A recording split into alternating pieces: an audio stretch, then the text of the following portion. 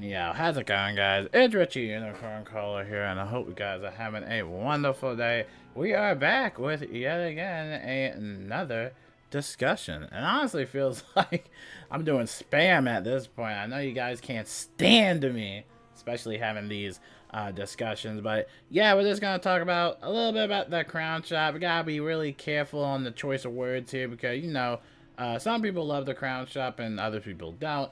I'm kind of like in the mix in between of things, but we're gonna split it into about 3 sections. We're first gonna talk about, of course, packs, and then secondly talk about the bundles they've had over the past year, and just it can become a lot, and then lastly talk about the chargeback, which is kind of like a real big issue that I think is still around, if I'm not mistaken. So, yep, grab some popcorn as always, and yeah, let's talk about it. So over here we got the new Forbidden Library pack, which they don't have the pack preview available in-game, but I did want to show you some of the contents that are in it. You get, or the potential chance of getting the mount, the pet, or 7 gear sets, which, for each school, 7 archival quill weapon sets, and then exclusive library reagents and much more. It also includes the amulet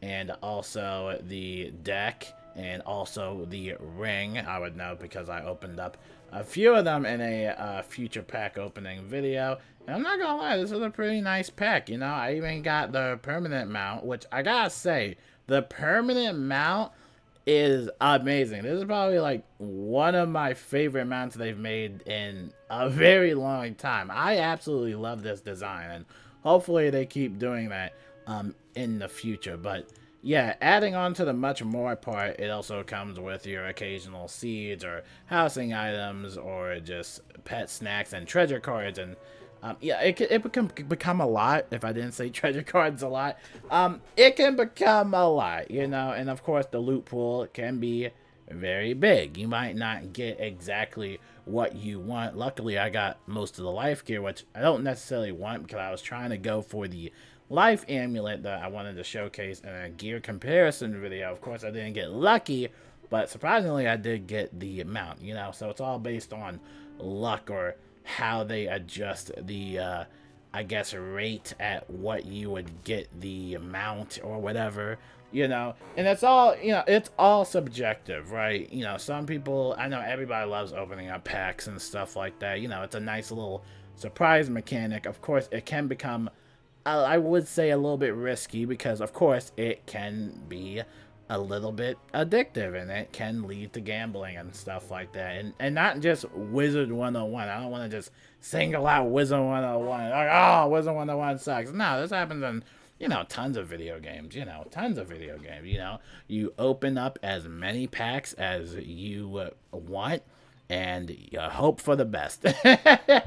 So yeah, most people like it. Me myself, I'm kind of in the mix of it, right? The main reason I opened up the pack was, of course, for the amulet. But again, it can become a little addicting, right?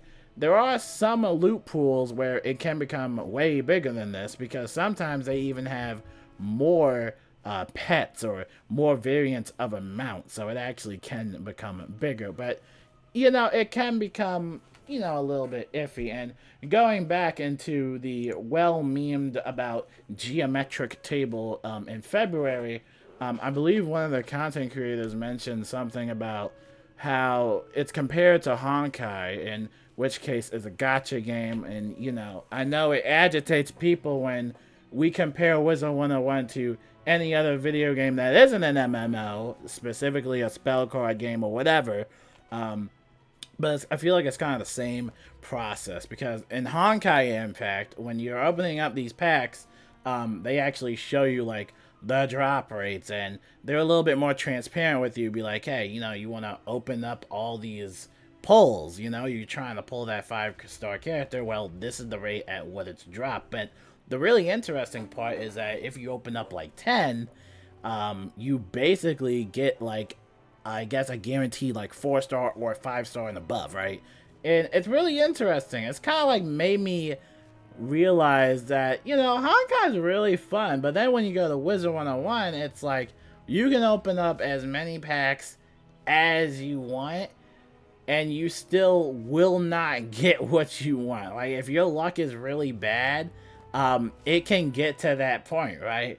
And it would be really cool to see something with, of course, I really highly doubt that they would ever disclose any of the drop rate information to the general public. I highly would doubt that. But it would be cool to see them do, like, maybe a guarantee system, be like, oh, hey, if you open up, like, I don't know, 500 packs or something, hey, we'll give you the mount. I don't know. Hey, I'm just giving them ideas, honestly.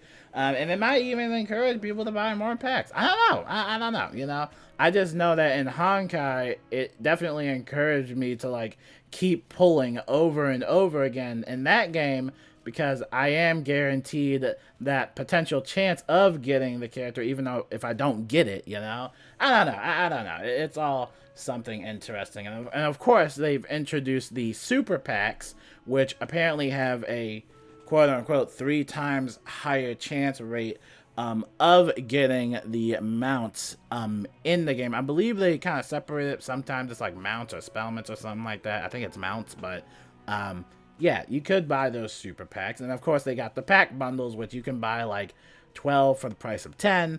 You know, it's all in the Crown Shop. And of course, I'm not just going to yap for you. I will show you on the screen, and you can log in yourself and you can see it for yourself, right?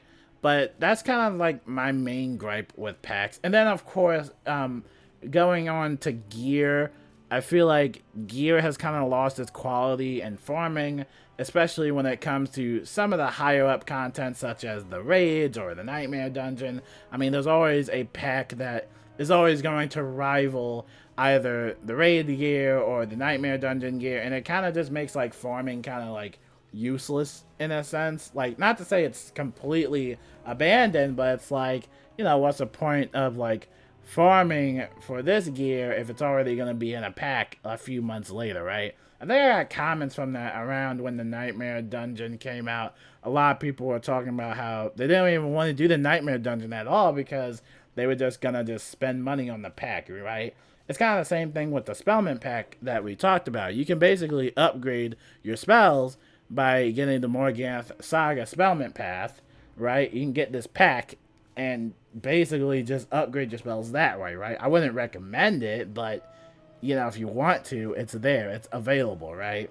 But again, it's all up to like, it's really subjective. It's a very tricky topic to talk about. Hey, some people like packs, some people don't. Whatever they're doing, they're making money either way, so it doesn't really matter. The next thing we can talk about is kind of Crown Shop bundles, which are very overpriced. As you can see right now, there actually is a Crown Shop bundle that is available for about 24,000 crowns, and we've talked about these Crown Shop bundles like over the past year, and you know, it's kind of like a newly attuned thing that they've been doing, and you know, it comes with some awesome mounts, you know, the Junk Copter, the Yarkus Cloud, right? The Rugged Seahorse, and then the cast symbol. The free item you get is a Storm Brune, and you basically save 8,250 crowns, all for the low price of 24,250 crowns. Now, like I said, this is a really subjective matter. Some people will look at this and be like, that's actually a really good offer, and that is a steal, especially since some of these mounts do cost a lot, right?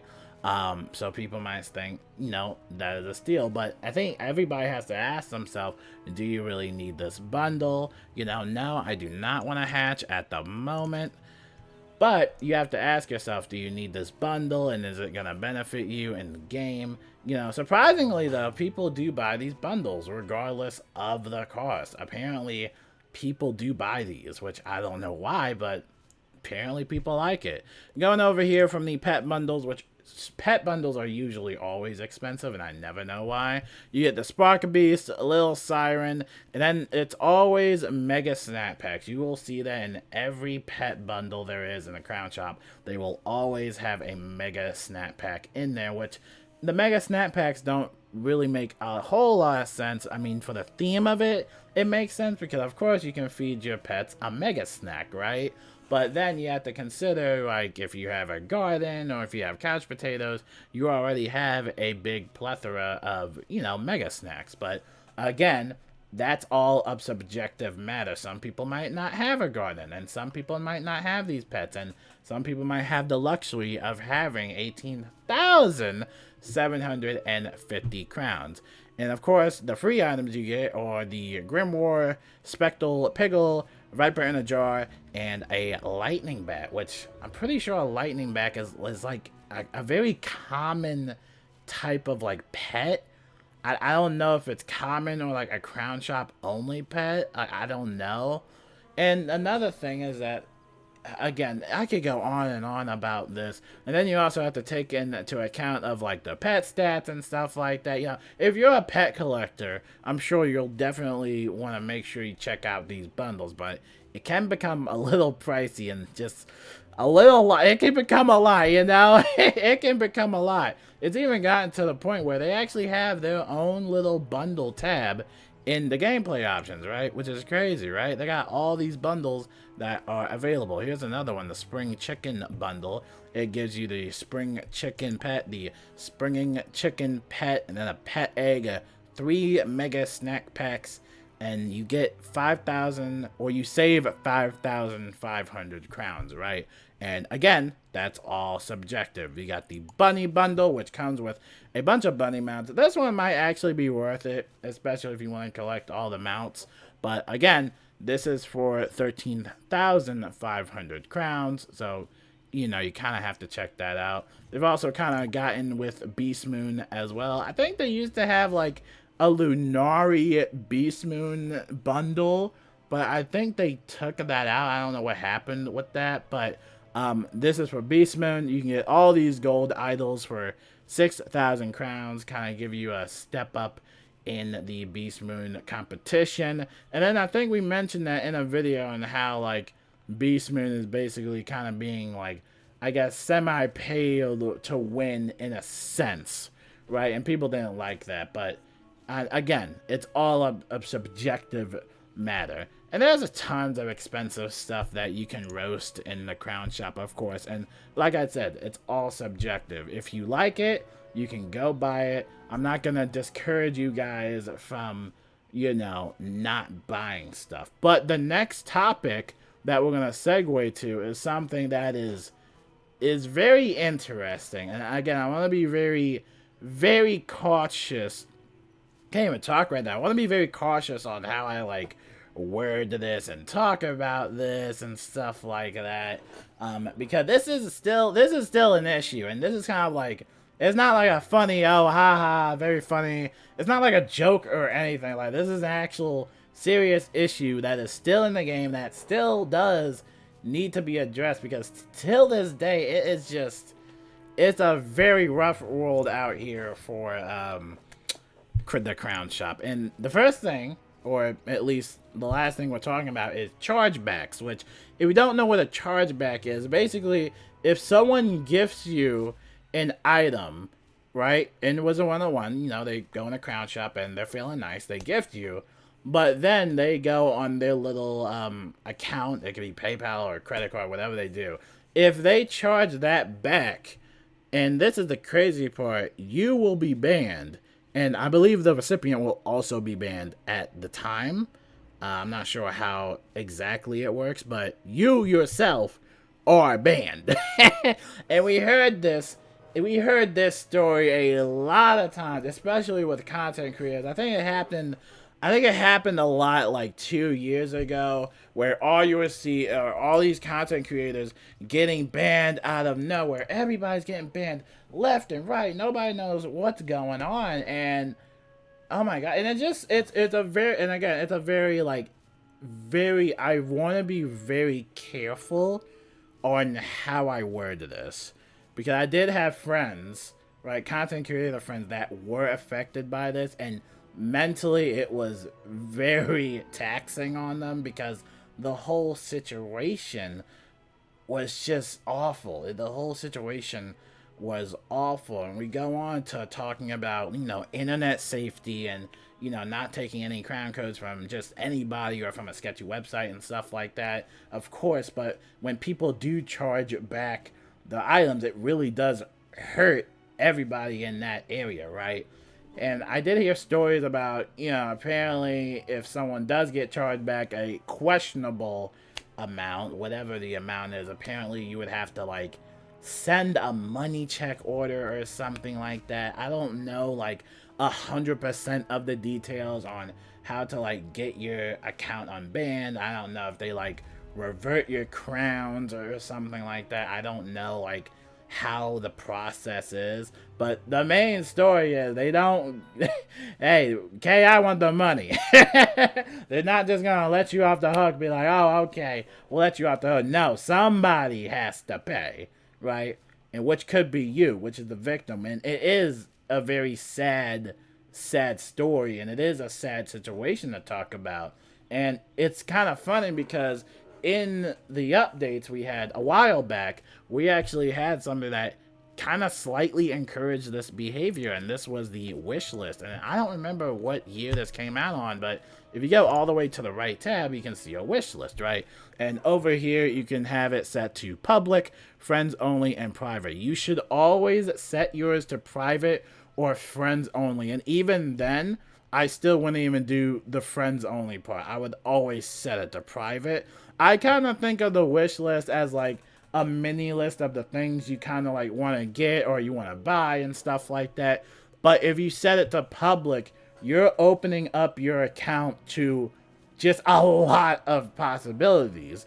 Let's say you're walking to the commons, someone clicks on your name, they can go on your wish list, they can buy what's on your wish list, and they can charge back your account or charge back their account, in which case then your account is going to be under repercussions, right?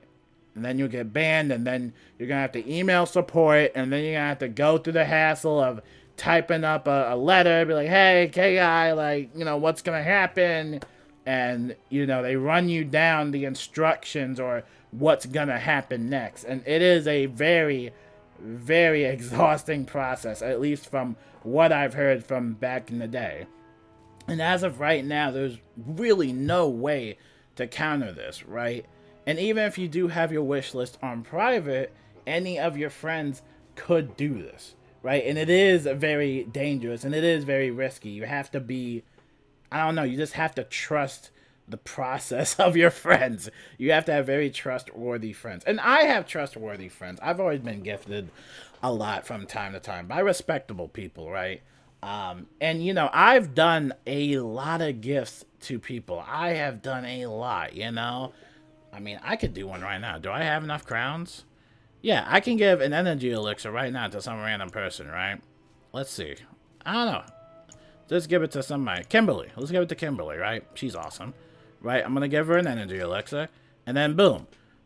Right? Perfect. And I've been doing that for years.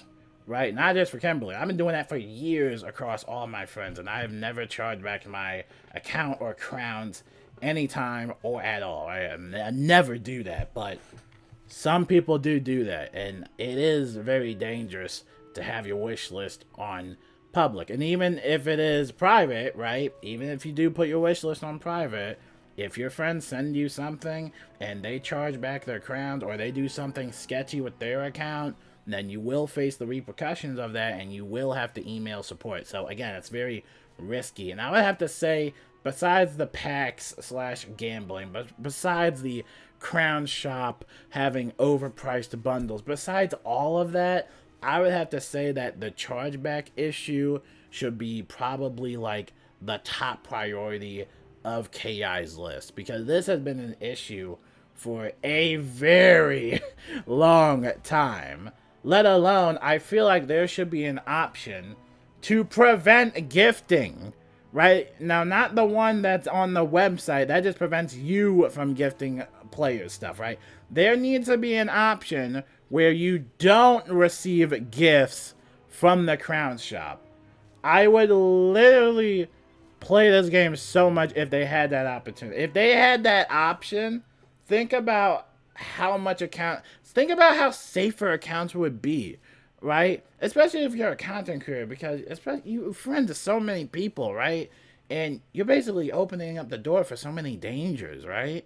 If they had that option where you wouldn't receive any gifts at all, that would be great. It would also be great if we had two-factor authentication, but hey, that's a story. Hey, that's a story for another time. We're not gonna talk about that. Hopefully you guys loved my little yapping. Hopefully I got a few points across. Honestly, I kind of just wanted to talk about mainly the chargeback issue, but of course, the way you view packs and of course the crown shop bundles and of course crown rewards and you know everything else that's in the crown shop, that's all a subjective matter, right? You know, you have people that love it, you have people that hate it, you got people that kind of like are in between of it. You know, I'm kind of like, I guess, in the middle of it. I don't not like the crown shop. I just don't like buy every single thing I see, obviously. I will say though, this mount though, y'all might have to splurge on this mount. I'm not gonna lie, man.